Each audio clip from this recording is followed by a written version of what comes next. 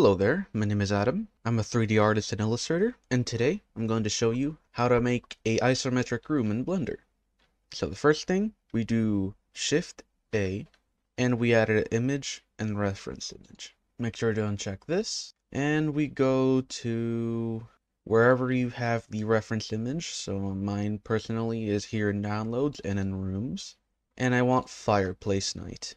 And yes, today we're going to make a night scene. So load reference, there we go. We press R, we constrain it to X, and we do 90. We press G, X, and we move it to the side. And there. So today, we're making this. It's a pretty nice room. I personally liked how it looked. So before we continue, you have to go up here to Edit, Preferences. Make sure Tab for Pie menu is on over here on Key Mapping. And Extra Shading Pie menu is also on Key Mapping. Go over here to Input and turn on Emulate 3-button mouse.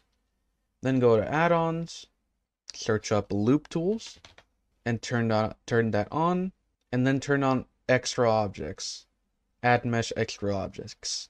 And there you go. That should be everything. Once you have that, you can go over here and press on Save Preferences. I already have mine saved, so I don't really mind. Alright, and one last thing I will activate. I'll press N, I'll go over here, and start. And what will happen is I'll have this little thing here, which will show all my hotkeys. So if you ever need to follow along by just looking at the hotkeys, you can look down here. I'll just press here and you'll see that it matches my clicks.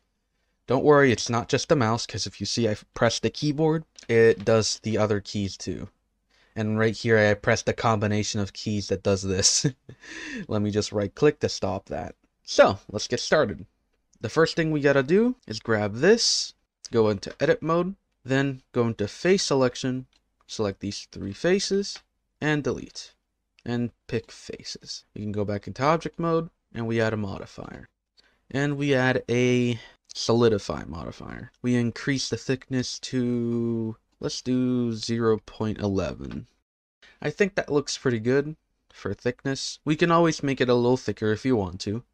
In my occasion, I'm trying to match the reference a little bit, and 0.11 seems to be correct, mainly because we're going to increase the size of this. If you look at the reference, it's not a perfect square, it's rather a rectangle. So I might just make 0.10. There we go. Just make it less thicker. And make sure to do even thickness. That way the corners don't look too odd. Alright. Obviously we could always make it thinner, but since we're going to increase the size, we can just do whatever. So let me increase the size real quick. Just do scale, constrain it to the x-axis, and we make a nice rectangle like this. You don't need to resize it to be bigger.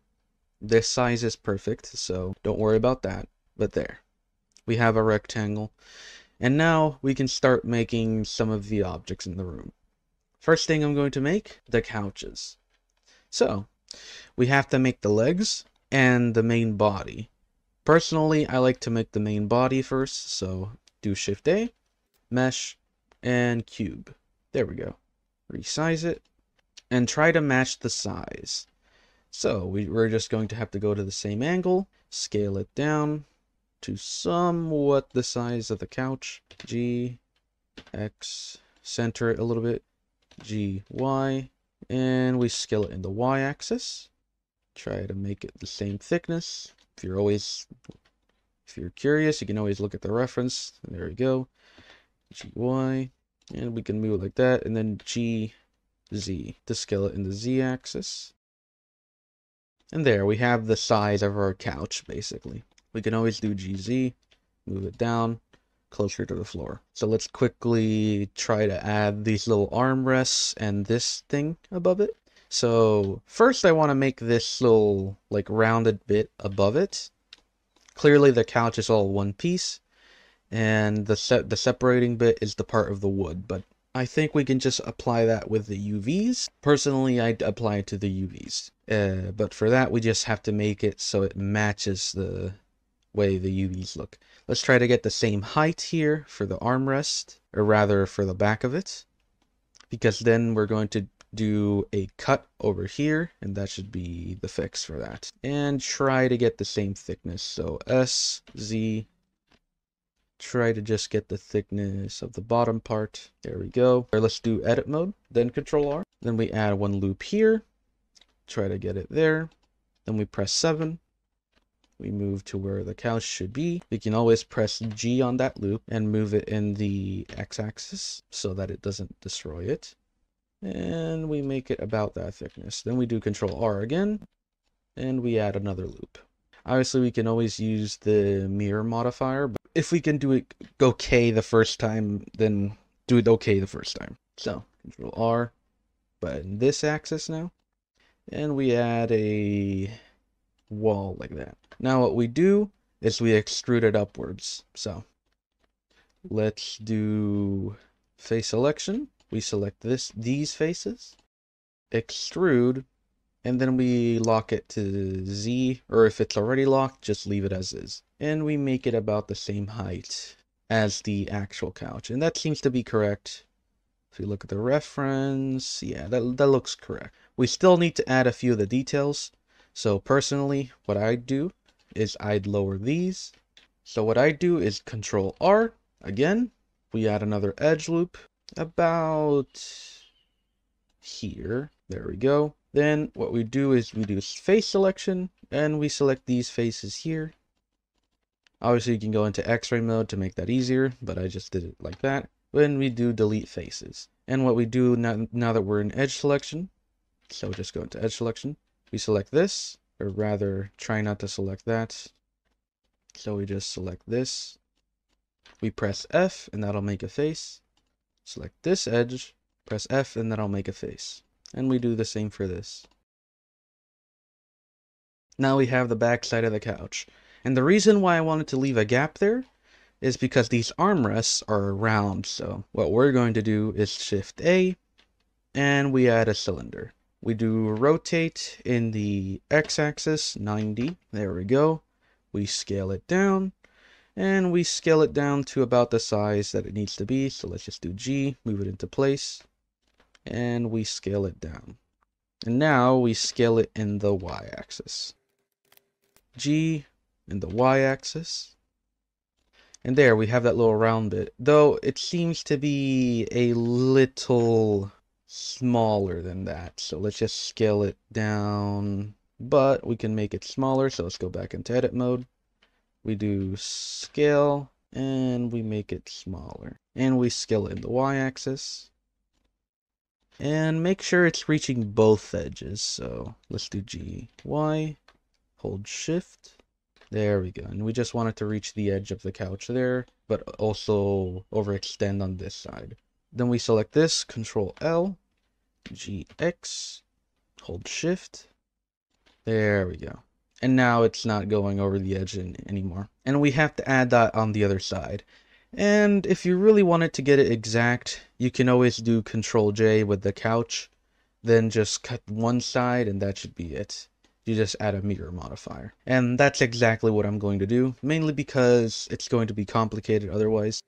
Let's just try to modify this. If we look at the reference, it just rounds off on the corners here and just makes a little bit. So all we have to do is go into face selection, select this face, extrude, go make it go up, and try to get the same height as the original. So just, that seems to be the correct height. And then what we do is we go into edge selection, select these two edges here. Then we do Control B to bevel, and we just scroll up to add more segments. But it's not really doing it in the way I want it to. So what we do is we do Control R, and we add one loop here, Control R, and we add another loop here.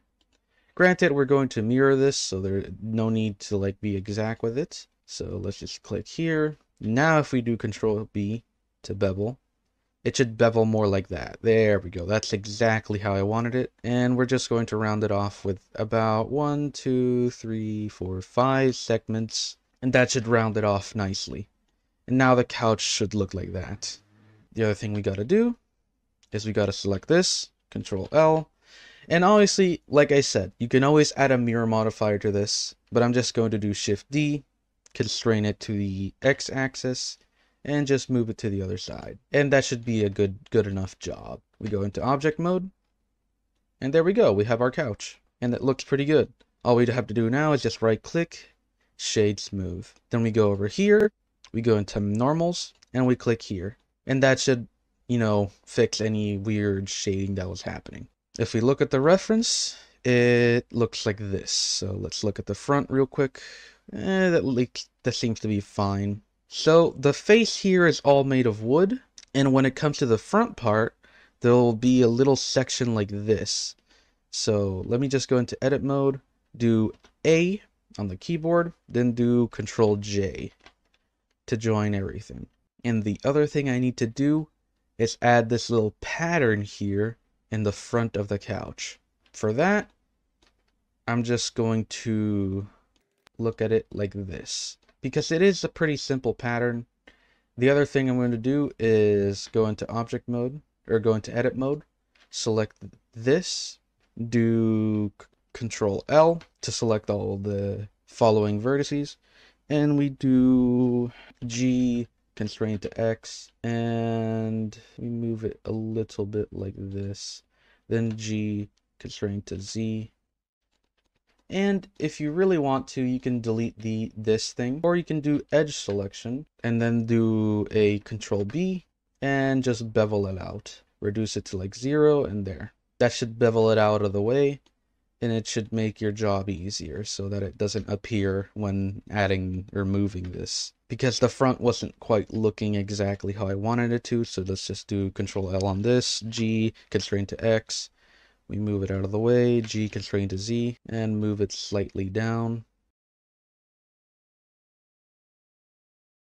And now we can modify the front as easily as before. Let me look at the reference real quick. If we look at this couch, it goes like this in a circle. It has another inner circle, and then it goes down and like this. All right, just to make the cushions. So let's do Control R. We leave space for the couch cushion, making it a very thin. Then we do Control R here on this side. Add one about there. You can add it over here too. Then what we do is we go face selection, select these faces. We delete them, so just delete these faces. We go into edge selection. We select the edge of this. We do extrude S. We do it inwards. Then we extrude again. And there we go. We get that little inner gold thing if we press F, and it'll just add a face. Then what we do when we're coloring it is we try to connect these edges. But the thing I'm going to do is just go into vertice selection. So we go into vertice. And I'm going to edit a few of these vertices to be straight. So let me just do this. Then I'm going to do S, constrain it to X, and then just press 0. And that should put it at a perfect 90 for that little vertice. And you can apply that to the other ones as well. So I'm just going to do that. I'm going to select, there we go. And we're just going to add a mirror modifier to this. So what we're going to do is cut this right down the middle. So let's just do Control R and click here and right click. And that should split it right down the middle. Mainly because I don't want to repeat that on the other side. And then I'm just going to go into X-ray mode. Select all of this edge like this. Delete. Do vertices. So it's... Then I'm going to go here to the wrench. Add a modifier. And let's add a mirror modifier. And that should mirror it on the other side just perfectly. We add clipping. So make sure to just go into edit mode. Select all of these. Then just G. Constrain to X. There we go. Make sure it's, staying right there. Then go into object mode. Edit. Apply. Now if we go back into X-ray mode.